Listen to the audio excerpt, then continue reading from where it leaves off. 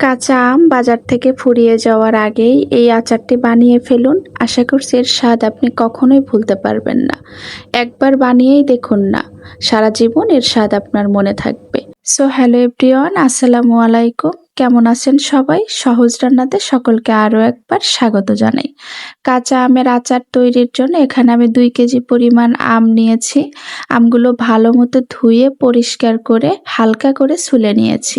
এবার প্রতিটা আম 4 টুকরো করে করে কেটে নেব। এই যে ঠিক এভাবে কেটে নিয়েছি আমি, অনেক বেশি টুকরো করিনি।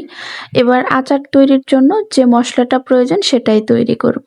এখানে 1 চামচ জিরা, 1 চামচ পাঁচফোড়ন, 1 চামচ ধনিয়া এবং 4 থেকে 5টি শুকনো মরিচ দিয়েছি। এবার সবগুলো উপকরণ ভেজে নেব যতক্ষণ পর্যন্ত সুন্দর একটা সুগন্ধ বের না হয়। ভাজা হয়ে যাওয়ার পর ঠিক এভাবে গুঁড়ো করে নিয়েছি, একেবারে মিহি করিনি। এবার কড়াইয়ে বেশ খানিকটা পরিমাণ সরিষার তেল দিয়ে দিলাম। তার মধ্যে দিলাম 1 চামচ পরিমাণ রসুন বাটা এবং 1 চামচ পরিমাণ সরিষা বাটা। আমি সাদা সরিষা বাটা দিয়েছি, আপনারা চাইলে কালো সরিষাও মিক্স করে দিতে পারেন, তাতে কোনো সমস্যা নেই। তেলটা গরম হয়ে আসা পর্যন্ত অপেক্ষা করার পর এর মধ্যে আগে থেকে কেটে রাখা আমগুলো দিয়ে দিচ্ছি।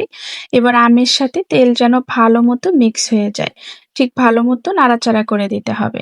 এর মধ্যে দিয়ে দিলাম 250 গ্রাম পরিমাণ চিনি। চিনির পরিমাণটা আপনারা ঠিক যেরকম মিষ্টি খাবেন সেই অনুযায়ী দিবেন। আর দিচ্ছি বিট লবণ এবং 2 চামচ পরিমাণ গুঁড়ো মরিচ। ঠিক আপনাদের টেস্ট অনুযায়ী আপনারা দিয়ে দিবেন।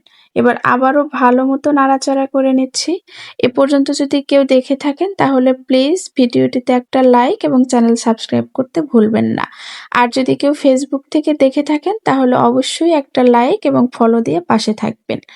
এবার ভালো মতো নাড়াচাড়া করার পর যখন এই পর্যায়ে চলে এসেছে, ঠিক তখনই আমি সেই আগে থেকে গুঁড়ো করা মশলাটা দিয়ে দিচ্ছি।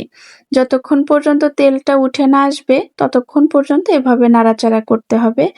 এবার আমার আচারটা শেষের মুহূর্তে হয়ে এসেছে। এর মধ্যে ভিনেগার দিয়ে 2 থেকে 3 মিনিট পরিমাণ নাড়াচাড়া করে এবার আমি এটাকে নামিয়ে নেব।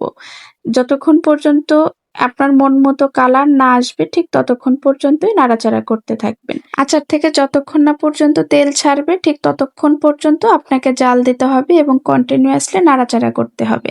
তো এই তো আমার আচারটা একদম রেডি হয়ে গিয়েছে। টক ঝাল মিষ্টি দুর্দান্ত একটা রেসিপি। একবার তৈরি করে খাবেন, আশা করছি সারা জীবন এর স্বাদ আপনার মনে থাকবে। দেখা হবে আগামী কোনো ভিডিওতে, সে পর্যন্ত সকলে ভালো থাকবেন।